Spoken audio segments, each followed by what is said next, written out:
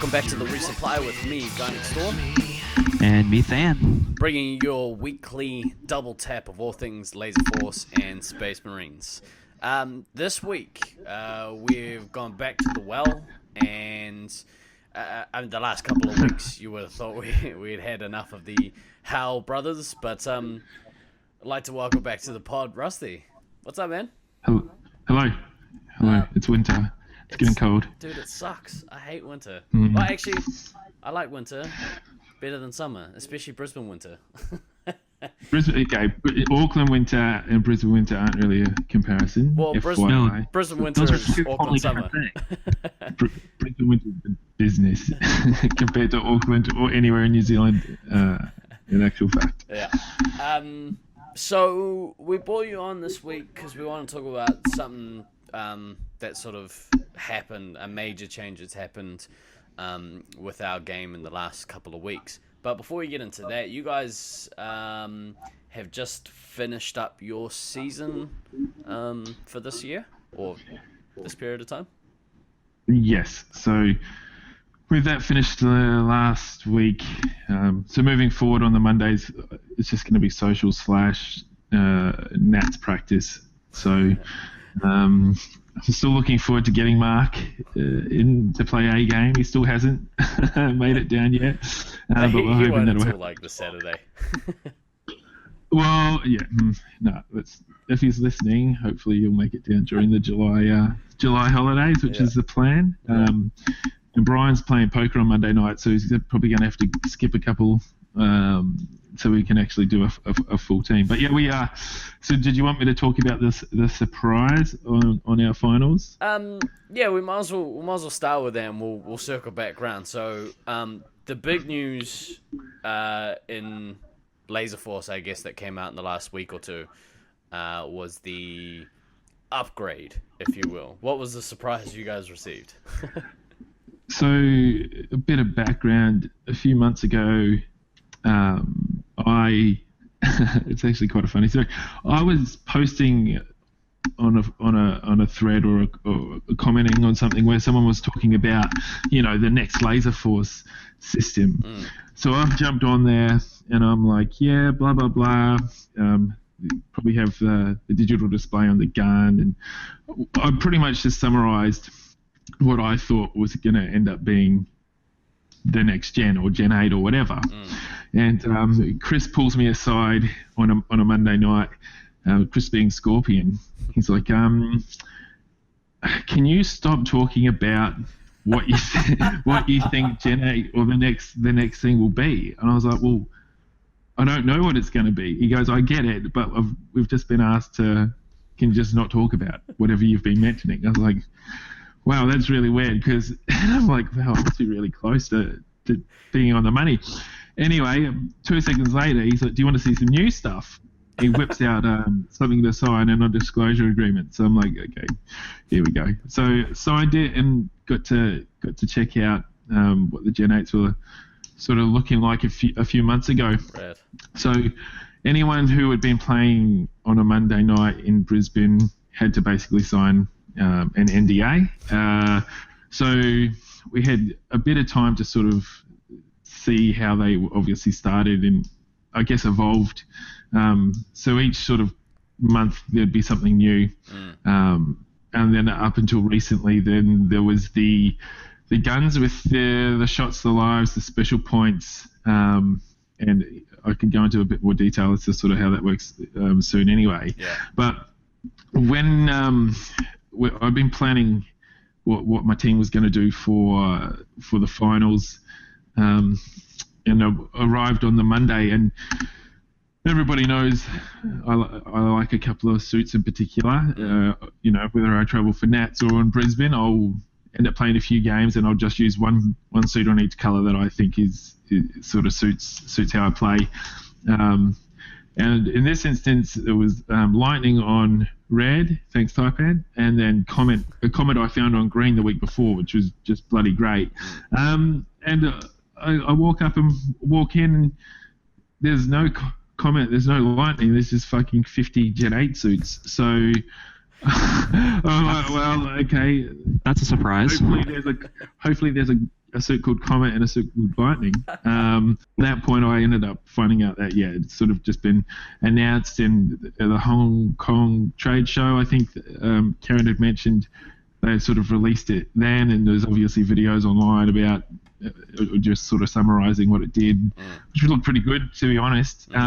So yeah, while it didn't have to change the actual game plan, it was more not all suits are created equal, although you hope all suits are created equal if they're brand new. Which made for some interesting games, and I think a couple of people may have had issues with maybe getting the wrong side of the lucky dip, and but it was sort of nice not having a choice. Like, and obviously, someone made a comment not long after the post I made on with the photos. Like, well, it'd be good if we could have waited till July. Yeah. And I was like, I didn't even wait for our finals to finish. I didn't give a fuck. So, sink or swim, basically. And How'd you I guess do? being HQ, you got to have the new stuff on show for everyone. Yeah. Look, better than expected. I don't know, for anyone that follows the stats, green's historically quite not weak, but it's definitely nowhere near as strong as red.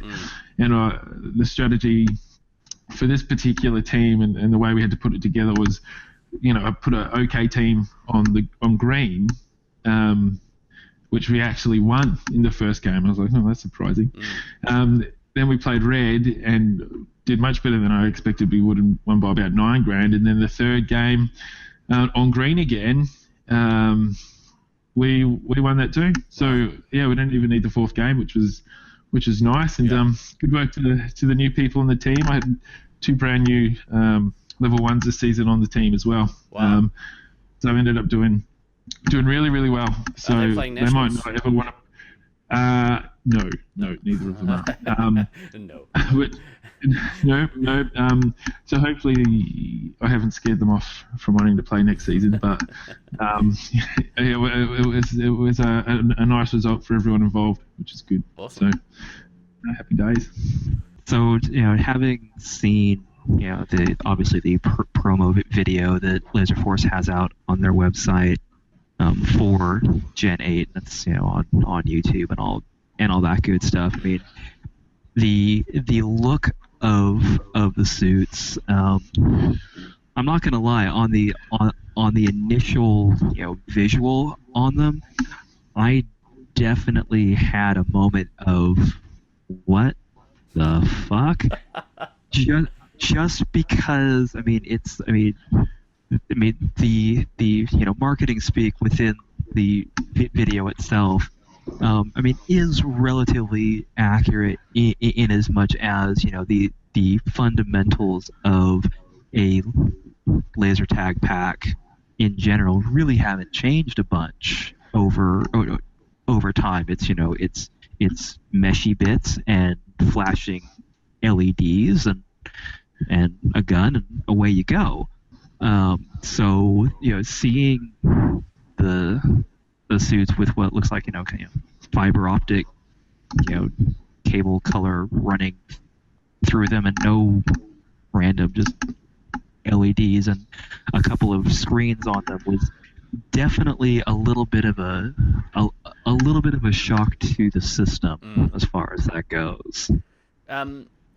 With the actual screen on the front, what do they actually display? Do they display code name and? Yeah, so when you log on, it'll change the name from the suit name to whatever your code name is on the front of the suit. Awesome. And then your name will actually go on the gun as well. Wow. Whatever your code name looks like. I haven't played any standard games, so I'm not 100% sure that it'll do anything other than show your score and your code name. Yeah. But on the gun itself, depending on your position, it'll have your code name. It'll actually have your score. So Aiden or whoever else forgets their targets on a regular basis, you can actually look at your gun now and see if you've got both your targets or not. Oh, wow. I would almost suggest that for SM5 it didn't show the score. Absolutely. For that reason, which is not something I've actually mentioned out loud at this point other than thinking about it. So Now you have mentioned it out loud. It's out there. It's on the podcast. It's on the podcast. But yeah, I mean, you're still going to be in a position where I thought I'd look at the gun a lot more. Yeah. To be honest. So yeah, you got your name on the suit, name on the gun. But on the actual gun itself, it'll show you how many lives you've got, how many shots you've got, and then depending on your role, it'll actually have boxes for each special point. So there's it's a circle. I should have taken a photo, but it's a circle. So if you need 20 special points for a nuke, each time you shoot someone, one of the green boxes gets filled in. So you can actually look at your gun and go, "Oh, I'm 3 special points off a nuke. Oh, wow. I'm going to run, go get 3 specials, and come back and nuke for my team or whatever."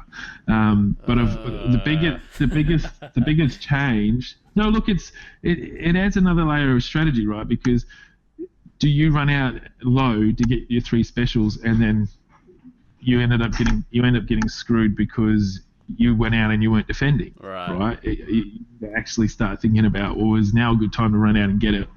But on the flip side of that, the other bit that adds value is, as getting resupplied, you can look at your gun and go, all right, well, I'm full of lives now. I only need shots, because you know what it's like when you get shot with the wrong thing and you miss a double, right? So you can actually say, I don't want any more lives. Yeah. But the thing that I found really good was when I looked at my gun and I was a scout, for example, and it said I had 48 shots. I got another shot and I had 58. So do I hang around and take another 8-second downtime to get 2 shots, or do I just leave on 58? Yeah. So that really helped. I think you can make an educated decision as to whether or not you hang around for those extra 5 shots or 3 shots or whatever. But where it really helped, which is when, I generally, when I'm playing resupply, will count resupplies to who has come back in, and I know the position they're playing. So I'm like, all right, you can go now. And someone last week said, no, I'm not full enough. And I grabbed their gun. I'm like, you're fucking full enough. Yeah. You go. So, they had 40 odd shots and we were nuking or something, and they thought they needed more. I'm like, no, you can go. Yeah. It sort of creates a little bit more accountability, being able to make an educated decision. But in the heat of the moment, you're not looking at your gun, you're playing. Yeah. So if things are hectic and full on, you're not going to have the flexibility to just sit there and look at your gun the whole game. Right. But I think it will make things a lot more efficient for people knowing when they should or shouldn't attack, should they defend or not. People that are always count their special points, which I never ever did. They probably know they're on 18 or 19 special points when they are coming back to resupply anyway. So it just confirms what they've done. So for lazy people like me who don't give a shit and just want to hear you've got something available, I'm like, oh, okay, I'm 1 off. I'm going to stake that tiny little bit more. So no, look, it's definitely going to have an impact in terms of how effective people can be about going in and out of resupply. Right. I think that's good. But yeah, I think there should still be some sort of element of you've got to remember to get your bases, not just have this, I've only got 1 base, because that can turn games around. And if you've just forgotten to get both your targets, well, too bad, so sad. But in saying that, there were still people that missed bases last week. So it's just one of those things where people might still look at the gun and go, oh yeah, I'll get that later, and then forget. As far as the decision making goes, I know Maniac and I were having a rather long and involved conversation about this on the Gen 8 announcement day, and I was initially thinking with the screens, and for me, part of the skill of SM5 is all the mental gymnastics that you really kind of need to do as far as keeping track of your shots, your lives, where everybody else should be relative to where you think they are, and all that fun stuff. But he made some of the same points that you have, Brent, about if you've got the more information you have at hand, the better your decision making can necessarily become. And one of the points that he made during that conversation that I kind of had to sit back and go, that makes sense, is it having that extra information does help lower the barrier of entry for Space Marines 5 a little bit, because as a newer player, it can be a little overwhelming to try to be doing all the mental gymnastics to keep track of your shots, your lives, where you are relative for your next ability, what's happening with everybody else. If you have that quick look to go, oh, I'm at insert number of shots, insert number of lives, insert number of specials here, and you're not having to keep that information, separately in your head, then maybe it frees you up a little bit to focus more on your gameplay instead of trying to remember exactly where you are with everything. So I thought that was a relatively cogent, coherent argument. I still had some total get off my fucking lawn moments with it because I'm old and I'm set in my ways. But it is some very valid points, and I just kind of have to accept that I'm old and embrace all that it. good stuff. Embrace it. You don't have a choice. But for the newer guys, maybe it's before the game.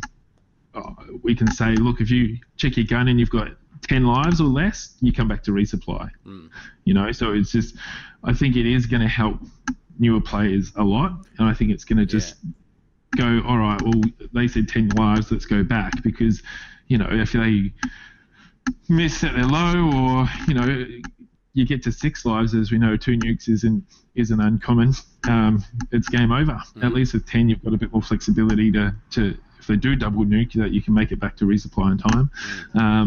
But I think there's going to be plenty of things that will end up helping newer players as well. And like I said, even having this extra information might backfire, because someone might make a decision that they wouldn't usually do and put their team in a worse position, like leaving the resupply and defending where they're trying to go and get 5 more specials for a nuke.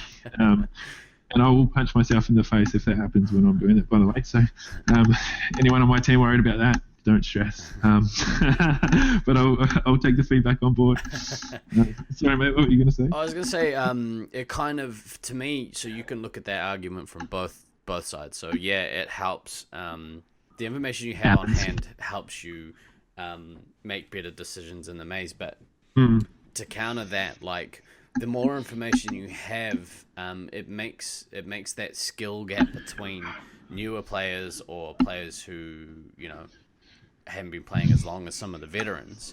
All of that game experience that these veteran players have had over the last 10, 15, 20 years of playing, all of that sort of partially shrinks down, if you know what I mean. So stuff that before you could only pick up from purely from experience is now being given to players. I'd argue the fact that if people are more well informed about the position they're currently in, they're going to have more time to focus on where am I getting shot from, how do I shoot that person.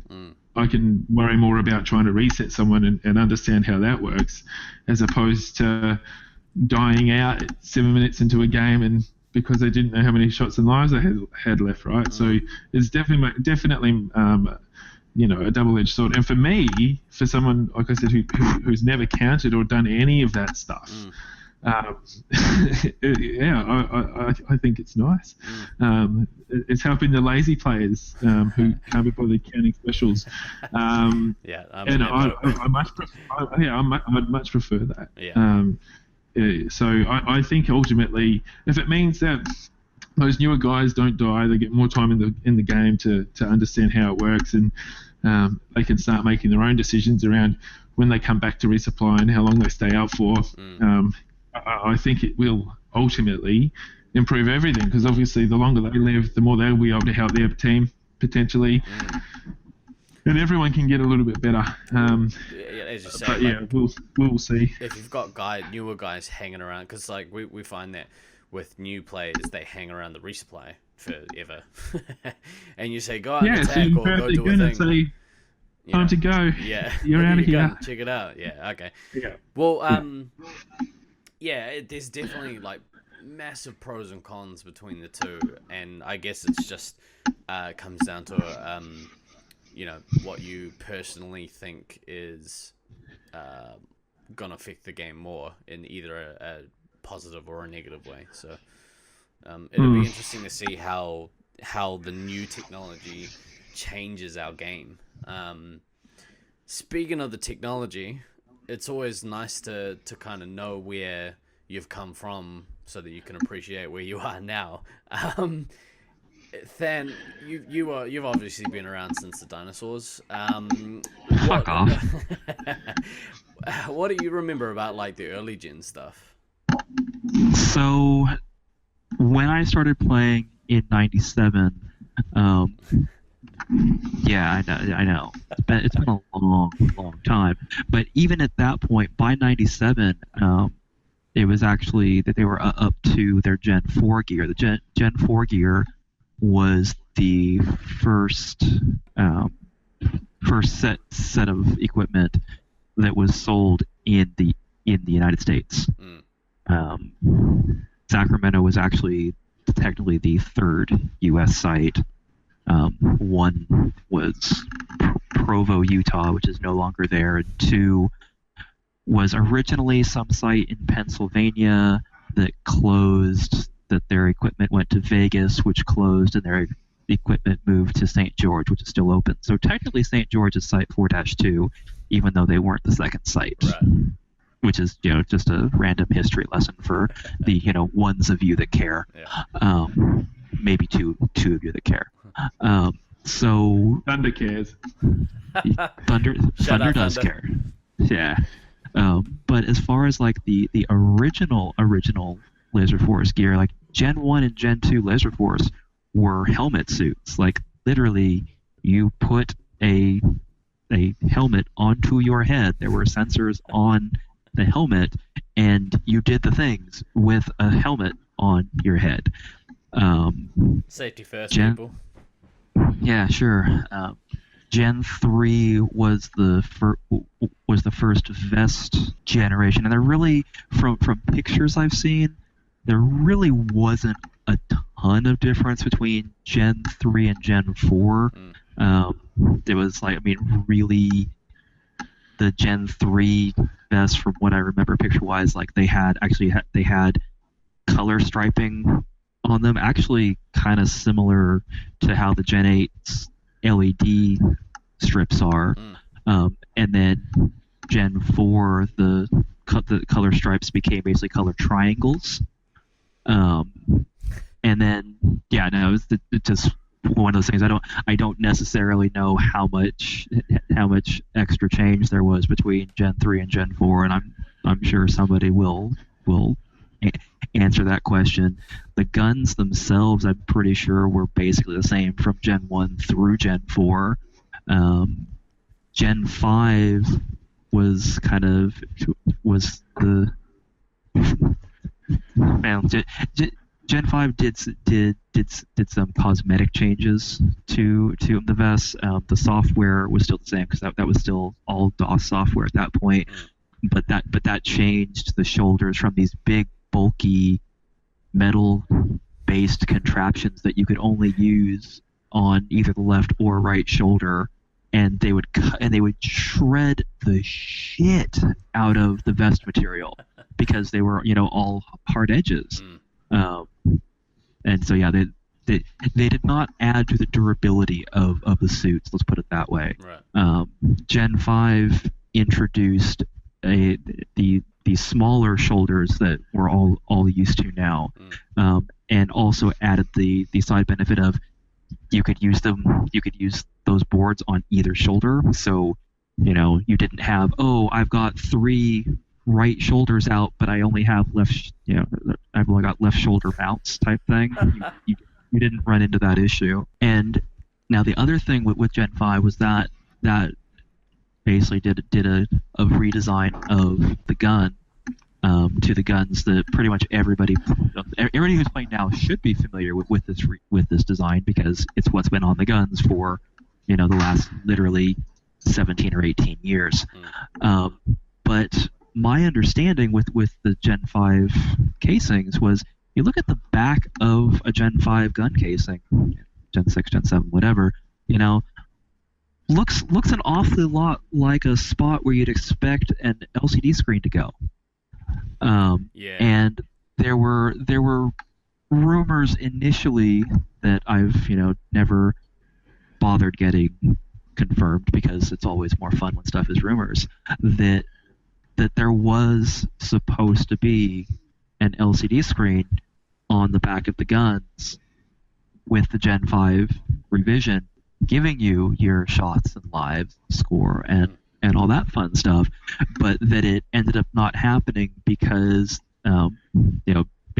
essentially quality control reasons couldn't get screens that were durable enough, because at the time there have been other systems that have had screens on the guns for a while, but they've always kind of been a technical nightmare with regards to replacements, and they break, and then suddenly now you've got nothing on the back of the gun anyway, and now you've got this mixing and matching of some guns it's working on and some guns it's not working on, and it's just not a good look. So that was my understanding from that. If I've heard wrong or misconstrued things over the years, well, that's entirely possible. Well, I'm glad we waited till now because they're really well done. The guns, I know there's been a lot of people worried about the quality of guns and the fronts of the vests, but they're solid, super solid. The actual handle's a little bit smaller to grip, so I don't know whether or not that's actually more for the kids that play on the weekends, probably, but it does seem to fit in the hand a lot nicer. And on the front of the gun, it's just there's a giant bit of rubber that goes on the front, which just makes it feel super sturdy. So actually, if you actually hit your gun on anything with the front of it, and it's because it's quite long, you're not hitting the actual gun itself other than on the rubber. Right. So they're super sturdy. And on the front of the vest, the plastic on those things is really thick. So if people do run into the chest of the vest with the guns, there's this giant piece of rubber on the end of all of them. So generally, I think it's probably going to hold together quite well. But we'll see. We're going to go into tomorrow night, and this will be the first full week that they would have had use, and obviously over the weekend. With all the kids' birthday parties, etc. So I do have a couple of suit names that I used last week that I really like that you'll try, and let's see if they're... Feel free to broadcast the name of those suits. Yeah, look, I forgot, actually. Mentioning. I think one said Rusty on the front, and then I think the other one said Rusty on the front. Yeah, every game it says Rusty on the front. I just can't work out which one I keep taking. Grab the Rusty suit. The suits that I did use, they were accurate from a really, really long way away. And the first game we played, it was going to be a social game, and I always get there a bit earlier. And one of the newer guys called Quinn comes over, and he's like, "Oh, so I was playing with the suits, and I noticed I could shoot someone off the roof." I was like, "What?" I was like, nah. He's like, "Yeah, I was down on the red gen floor, and I was shooting up off the roof into the resupply." I'm like, no way. So anyway, we actually start a game and we go in, and Chris has come in as well, Scorpion, and we're all standing there, and no shit, it was someone was sitting where the heavy would defend. Yeah. I was downstairs on the floor and I was reflecting them off the roof. Oh, and Jesus. it didn't matter where they moved up there, you could hit them. So I'm like, what? Well, that's the terrible. Fuck.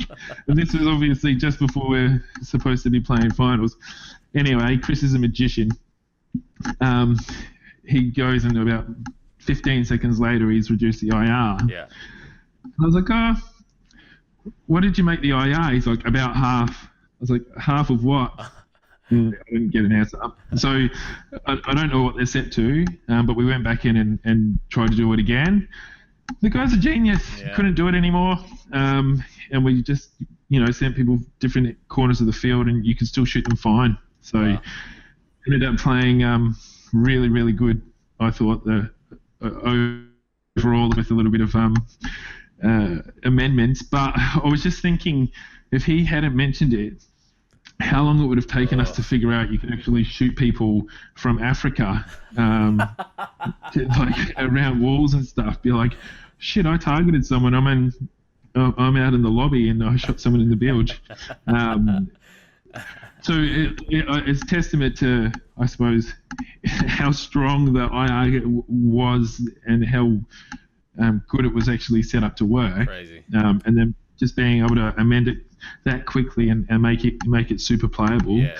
And the other thing I checked was when someone boosted for me, I looked at the gun, and the second the boost went off, the shots updated. Wow. So there's just no downtime, no lag. It's you shoot someone, the points show up. So yeah, they've done a bloody phenomenal job Awesome.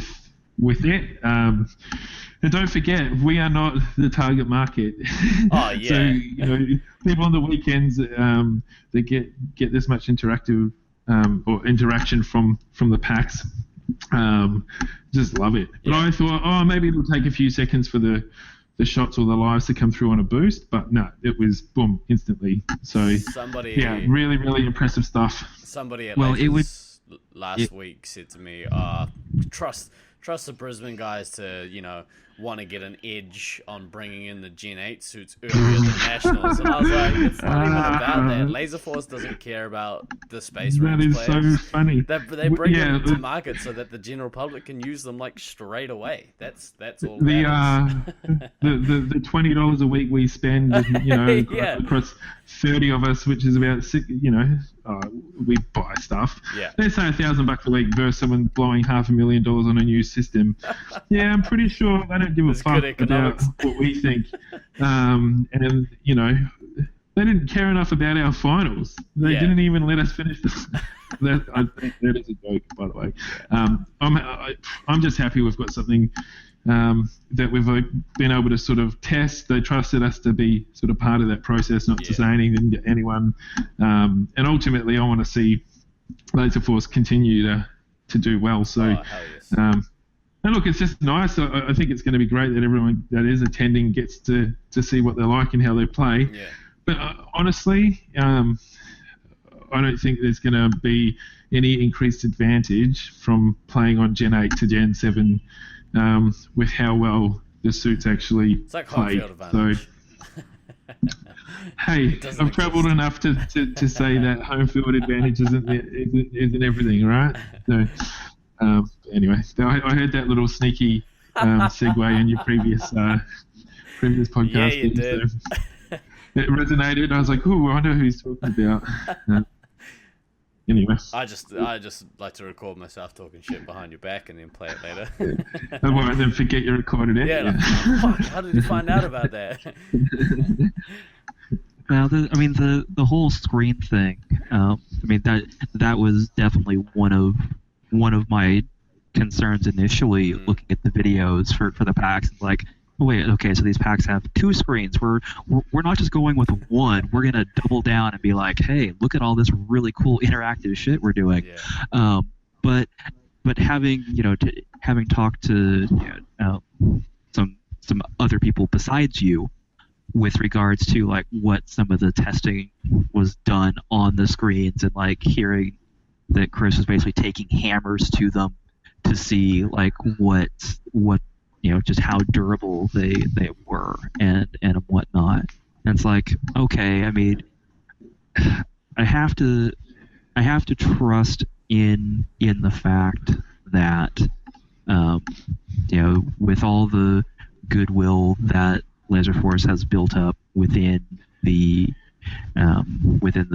wider community within the last 10 to 12 years since the Gen 6 release, with moving to the Windows software, and Gen 7 integrating the RFID into the whole process, and the continued amount of really ridiculous amount of system sales that they've been making, year over year with the Gen 6 and then the Gen 7 and now this. I have to figure that they've made sure that they're not taking any steps backwards as far as the battery life and the durability and all that, because that would just be terrible to go from, hey, look at all this really cool stuff we're doing, and oh wait, the really cool new stuff isn't as cool as the old stuff because it doesn't work as well. I'm old enough and I've been playing long enough to remember the dark times for Laserforce within the US as far as just total number of sites. There was a point at which I believe we were down to like 4 or 5 total sites within the US. Something completely ridiculous like that. Now, granted, that's been a lot of years. That was like early 2000s, and there were other issues at play that were occurring that were part of that. But to see where it was then, as far as quantity of sites versus quantity of sites now, and I understand that 95% of the sites out there are family entertainment centers or bowling alleys where they've added laser tag as an additional attraction. Laser tag standalone centers are not really a thing anymore. I mean, the fact that Auckland, it is still a standalone laser tag center, I mean, that is the exception rather than the rule now. And if you actually go through the Laserforce site list, it's a lot of full-on family entertainment centers. So when Brent, when you say we're not the target market, yeah, you're goddamn right. We as Space Marines players are not the target market for this, and the fact that there does appear to be so much more interactivity with the suits and really cool little things. I mean, just the fact that now with a membership and you RFID onto the pack and it puts your code name there onto the pack. So much. I mean, that is such. I mean, even for us, that's a cool thing. But for that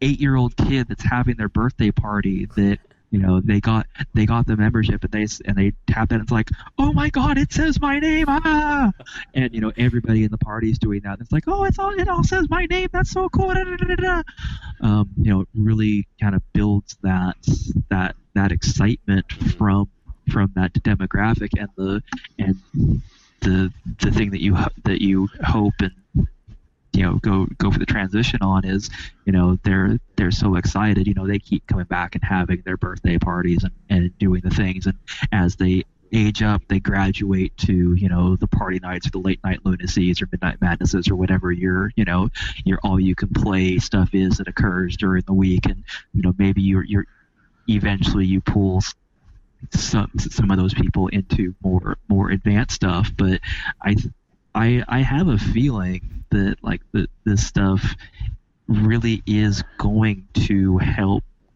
overall player retention as basically that person who right now maybe plays once every 6 months, maybe they become a person that plays once every 3 months. And the person that plays once every 3 months, maybe they start coming in once a month. And so you start seeing, some of that incremental business increase because of the the suit interactivity and stuff like that. I mean, that's potentially, you know, a very large multiplier effect for a business over the course of a 12-month span. Oh yeah, no, I think it's definitely going to have a positive impact. Yeah, for sure. Because I mean, when kids now play video games, they want to be immersed, like, you know, with having their customization stuff. Like, you look at something like Fortnite, where like the game is free, but they generate so much revenue from all the customization stuff that you get. So being able to do that with like a physical suit that you're wearing, running around, like shooting people, that total immersion is pretty important. Well, yeah, Russell posted something about you know, doing the microtransactions to get something different, maybe on your chest. I mean, it makes your sense. Oh yeah, definitely. Yeah. So who knows? Maybe they're already thinking about that. I'm going to ask that question regardless. So. I would pay money to have like a little guy next door icon show up on my chest sensor, man. I'm all over that. And DK could just have a bottle of Fireball on his. Oh my god, it'd be so good. Yeah, I'm always thinking about you, DK. Big picture, big picture. So we touched on kind of the features, how they, I guess the new features that we have with these suits, how they relate to Space Marines. Does it play very similar still to the older suits? Like, you know, you still got as many sensors, chest is still hittable, guns still hittable, like all that stuff still the same? Does it still have Does it still have the special button on the guns? Yeah. Inquiring minds want to know. It's much bigger, so it's probably the size of my thumb. So it's not a tiny little like pinhole. Circle. Yeah.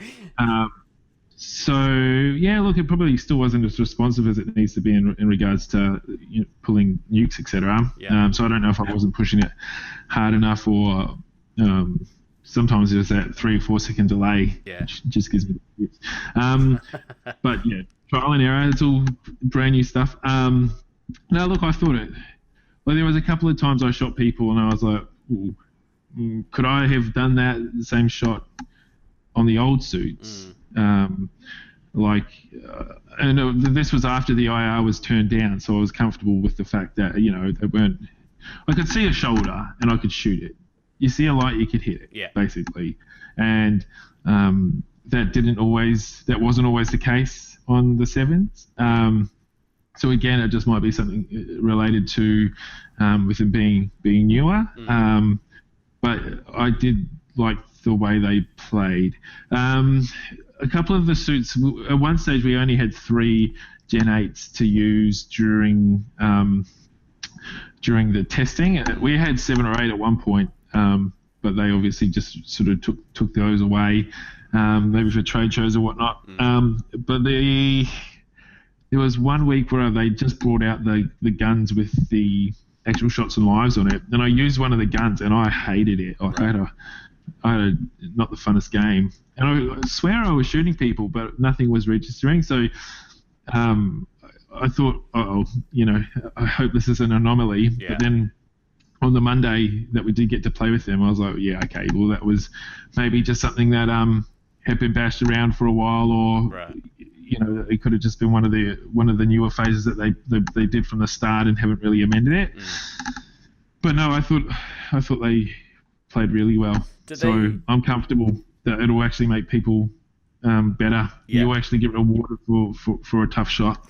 Do you still get, like, does the suit still, you know, say you have such and such lives remaining, or, you know, 8 shots remaining, or does it still say that stuff, or is it just not all on the screen? You know what? Someone asked me this, and I honestly, it told me I had a nuke, but I don't know if it told me I was low on shots or lives. Right. Maybe look, I'll confirm that on Monday, because I just got into the habit of having a quick look at the gun. Right. So it may well have said I did, and then that prompted me to have a look, maybe. But look, just having that information available, I have a feeling that it wasn't. Right. Well, it seems like you can see it, but it seems like at that point, yeah, if it's already giving it to you on the gun, it doesn't need to be announcing it every time you get shot when you're under 10 lives. I think that's better in the sense that, I hated running away from someone and you're trying to hide, or you're trying to get to a point where you think you've got away. It's like, remaining. Shut the fuck I'm up. over here. Yeah. I have no shots left. Come and shoot me. Yeah. I mean, you have no shots. So yeah, it's definitely gonna hopefully improve that. Right. And I'll be happy to get a warning when I went low and critical. Yeah. And that's it. Yeah. But I can't remember. I'll have to confirm that. Okay. On Monday for you guys tomorrow. In game. Sweet. Does your chest screen display anything other than your code name? No, I don't think so. Okay. Some of the boys were like asking, does it have on your screen how many lives? You know what? I don't want to be walking around fucking looking at my chest. No. More so like other people. I probably want to be holding my gun up. Yeah, we all love that. You have to hold your gun up to actually look at your stats as well. And so, you know what? Chris is a genius. Yeah. He was like, I hear there's a problem. problem. He's finally done something that makes people hold their gun up. But I bet you people still don't, but Absolutely. whatever. But no, I know it changes the name of the chest for sure. All right. So, but it doesn't say, guy next door, 7 lives. He's got 7 lives. Oh, no. Okay. Yeah, you're like, oh, that guy, we're going to fuck that guy up. Stop there, wait 1 second. Yep, someone's got 9 lives left. Someone dropped 3 nukes. No, that wasn't the case. That info was only on the gun. Okay.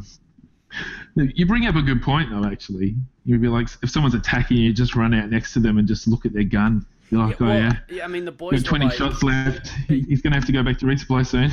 Your scout becomes like that's part of the scouting job, The scout is like, okay, I'm gonna go see how many lives this guy has, and get out your iPhone and take a photo of the. You'd be like, check this out. Of the screen. Yeah. Like, I took this 45 seconds ago, and he's got like 30 shots. Oh, I'm gonna send that pics to your gun so you can bring it up with your gun and check it out. Yeah. Oh, look. Yeah, I think in that respect, it's purely on the gun. It's just had the name from memory. Yeah. And this is probably more for my own interest because I don't know if anyone else actually cares. But did you guys happen to play D&D with these suits? Absolutely not. Okay. Sorry. Yeah. Oh, my D&D days are over. I'm very interested to see last time. what if it shows up specials and all. It'd be interesting to see what it displayed during a D&D. No, it wouldn't. It probably just on the display says this isn't SM5. Yeah, what are you up to? Go back to playing Space Marines. But yeah, I promise we'd at least try and play some when you guys were over, so we'll probably find out then. Yeah, I personally won't be finding out before that unless any of the other guys have played D&D, and I'll ask them tomorrow. I doubt it. For your own interest. It's seemingly like Auckland, a handful of players at Auckland, and I think Odin's Fist said that he likes D&D. I don't mind it. I think it's boring when you get to the level 8 as mage, and then it's just time stops for the rest of the game. And then if you're by yourself, you just get spirit linked and you can't get dispelled. So then clerics just sit on their ass and score gazillions of points. Yay! I love gazillions of points. Don't get me started on that needing a little bit of a tune up. Yeah. So the Auckland B team have been like, they use me as the bridge to talking to you guys. And why wouldn't they? Why don't they just message people using the internet? Well, that's what I said. I was like, just ask these guys directly about it. I mean, hey guys, there's this thing called Facebook. Well, there's a thing called Messenger. Some people and you could probably find people and message people on it. Some people just aren't approachable. I think that's the problem. Fuck those guys. Yeah, super big issue. People not being approachable. I mean, it makes sense they have one point of contact, but they asked me a question, so then I asked you the questions. One question I did have from them was, Is the screen on the back of the gun, is that the sensor, or is the sensor still sort of encased in the front housing of the gun? Yeah, definitely. It's all front and side. Okay. So, yeah. Because again, if you were to have your gun down and you weren't holding your gun up, then they would be able to shoot the screen, which is not how you play Laserforce. So Hang on. Back up for a second, Steve-O. Yeah. Auckland B thought that the screen on the back of the gun would be a hittable sensor. I mean, they asked. Did I hear so. that correctly? They asked, so though. They it said, sounds like people in Auckland B might not be holding their gun up. they just asked, is the LCD screen a sensor as well? Why not? Let's just say the whole fucking thing is. Okay. But it's probably not. So do not aim for the I'm going to LCD aim screen. specifically for your screen so you can't read it. And just one other question. Like, I had people, because Leech, you know, he said that he played at a couple of sites in Sydney and they have LCD screens and yada yada yada, and they are just like scratched to fuck. Do you think that that's gonna be an issue going forward, or as you say, like the plastic is kind of? I'm pretty sure it's not. From memory, the gun, it's like sunk into the top of it, so it's not like you can't lead the screen into a wall. I don't think you can physically do it. So Right. it's not going to be. Oh, look, shit'll happen. Yeah. I don't. For nothing's sure. Indestructible, but I think it's going to do a lot better than people think Right. in that respect. Okay. And it's really thick, like it's solid plastic, whatever they've made it with is super strong, Yeah. from what I can tell. So it's not like, yeah, if he's got a hammer out, I'm pretty sure he's gone to town Yeah. with some decent pressure to figure out whether or not it's going Probably. to shatter into a million pieces. Yeah. And like I said, the front part of the gun's with that extra rubber. I went to shoot someone, and it got caught on the wall. So I've gone up to shoot them, and my gun's got like pretty much stuck. So I've almost dropped it, and obviously I've stood up and got fucking shot. So, yeah, they definitely do the trick. Right. In that respect. So advice: playing in Brisbane, you need to do a lot of ducking. Yeah. Don't hit your gun on the wall as you come up, because you probably will get shot and you won't shoot that person. Yeah. It was really bad timing Keep your gun too. down. Someone was going into my resupply. Disappointing. You just want to keep your gun down. That's sage advice. Don't keep it up. Oh wait, hang on. No, always. If keep your it resupply is gun. upstairs, you want to be downstairs in the build. Absolutely nowhere near them. Yeah, exactly right. Yeah. Can you adjust the brightness on the screen, or it's not an issue? No, it wasn't an issue. And I know there's other options you can use during standard games. I think you can select colors and different types of shots. I'll take a photo of the screens Right. on Monday, just so I can show some people. I'll place it on. I'll put it in Laserforce tournament so everyone can sort of have a look what I mean. That'd be rad. Yeah. And the last thing was the overall shape of the gun. Like, does the gun feel different to previous, like to the current, so Gen 6, Gen 7 guns, or like is it Yeah. completely So like I said, different? the handle weird grip is actually, it feels smaller, so it does fit better. Okay. But the front of the gun is a bit wider, but it's still very comfortable to hold. Okay. So like, yeah, I think based on how big this screen is, where it's positioned, and the way it holds is, yeah, I wouldn't really change anything, to be honest. I quite like it. Right. So That's really good to know. I mean, in all seriousness, that's one of those things that, you know, if you've got somebody who's been, you know, obviously playing for a while and playing at a high level, and they're like, yeah, I really can't see a design feature on this that I'd want to change, that is definitely a positive testament to the design on them. And really what I think is going to be the most interesting thing is, you know, now that, you know, Brisbane has their set of 50 suits rolled out into the general public, I'm going to be very interested to see how they behave for you guys, over the next, 6-7 weeks as we lead to nationals, and to how they play when all of us are actually there.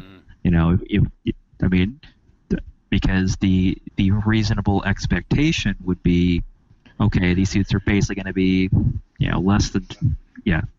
less than 2 months old by the time we play on them for nationals.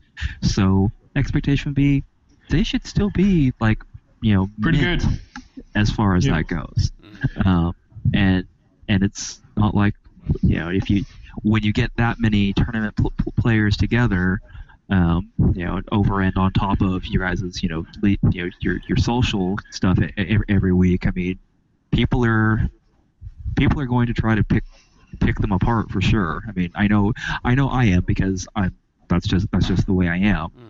I played almost 7,100 games with the old guns, and this is quite nice. So, hey, if I aim at something and I see a light and I pull the trigger, I want to hit that.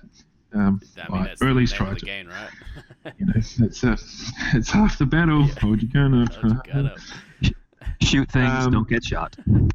Yeah, so it's about 41 days, I think, now till we kick off. And I might just reiterate or mention the offer of the walkthrough on the Sunday afternoon before we play. I've just gotten back from Melbourne with Tom and Aaron, so I might be a little bit hungover depending on how that goes. But we'll go through. I wander through. I'll show you 99.1% of everything you need to know about the Brisbane field. Probably 100%. And it's done with the best of intentions. I think I said in the post, it's one of those things where when we have travelled in the past, I do know that 99.1% of things are usually left out, and we sort of just have to figure it out ourselves. But ultimately, Brisbane's a bit of a jungle in terms of the size of the field and the way it plays. And I definitely want everyone that's coming along to at least have a really sound understanding of where everyone goes at the start, where people defend from, where the resupply goes when they get kicked. And that's not to help me to send you to where I think you should be going. But, I just think it's the little bits and pieces that people don't get told. So, yes, I think it's probably going to be around 5 o'clock that afternoon or before, but I won't start until everyone that said they want to come along. And we'll confirm times a bit closer in terms of when that kicks off. Yeah. But yes, the sincere offer of assistance, and if you come along, happy days. And it sounds like we do have enough interest to make it worthwhile. I'm pretty sure all of the Auckland B team are keen, and I think the majority of the Auckland A team are. So, yeah, hell yes. I don't think there's anybody on Auckland Day who's not interested. I'm pretty sure all the U.S. players are going to be interested. Yeah. If they're not, they're idiots. So that's just how that goes. Cool. So we could probably leave it there, right? Unless you have anything else you want to know, Zan, or... I haven't given too much detail or not enough. No, I think it's been good. the IR story made me fucking laugh. Like, I couldn't believe that happened. I'm so glad that you guys figured that out before Nationals. Holy shit. Oh, they're just fuck. Like, where that could have happened is like the best fucking resupply spot in the entire game, where you get reflected from down on the floor. Like, nuts. Oh, it would have been fucked. And I just basically joked. I said, well, we are playing green first. How about we just play the first game of the final, and then we won't tell Taipan about it until after the second game. We've got a guy here who somehow he can reflect off the moon. He's ridiculous, man. Like, he got me around a U-bin. I was like, how fuck did you do that? He's like, I don't know, I just got a hit zone. Fuck you, man. Well, he would have got a hit tone from Auckland to Brisbane in the new seats before they changed it. So, it's well, yeah. You know what? Hats off to Quinn for mentioning it, because I actually thought he was going to have to merc for me, and I was like, all right, here's the deal. If you merc for me, we don't talk about this. If you make for Taipan, you don't talk about this. But no, Chris, there's no way I would have, in good conscience, would have to have played with that, because it would just been a shit show. But yeah, I was just really impressed with how quickly Chris managed to get in there, change whatever he changed, and it just be perfect. Yeah. Okay.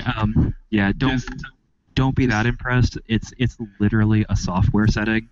I know, but he managed to set it to what he thought was going to stop it from reflecting, but still have full distance across the field, and the first go. So, yeah, I'm impressed. He could have fucked it and left it an extra 10% higher, and it still could have been happening. But no, it was just like the one change he made, perfect. So hats off to him. Okay, fine. It's nice. It's nice, when the person that has pretty much put the whole thing together and designed it actually knows what he's doing. Fans still like, humbug. I thought you were saying that you were impressed that he was able to go in and actually just make the change so quickly. And no. I mean, that's minimum expectation, but actually hitting the perfect setting first go and it just working. That's okay. Okay. That I will agree is impressive for sure. Yes. Yep. So good work, Chris. Keep it up. Yeah. If he ever listens to this. Cool. Well, I mean, I don't know about you guys, but that's actually talking about the changes that are coming with the new Gen 8 suit. Has actually kind of got me geared up for testing them out. I'm kind of really keen to see how they play, and they look beautiful. They look amazing. So, but thanks for coming on the pod today, Rusty, and clearing it up. I know a lot of people were asking a lot of questions about it, so it's always good to have someone who's on the ground with the experience. So yeah, we appreciate it, man. My pleasure. All right. Well, for this week, I've been Guy Next Door. And I've been Than. Always remember to backtrack, kids. See you next week. And hold your gun up. Hold your gun up.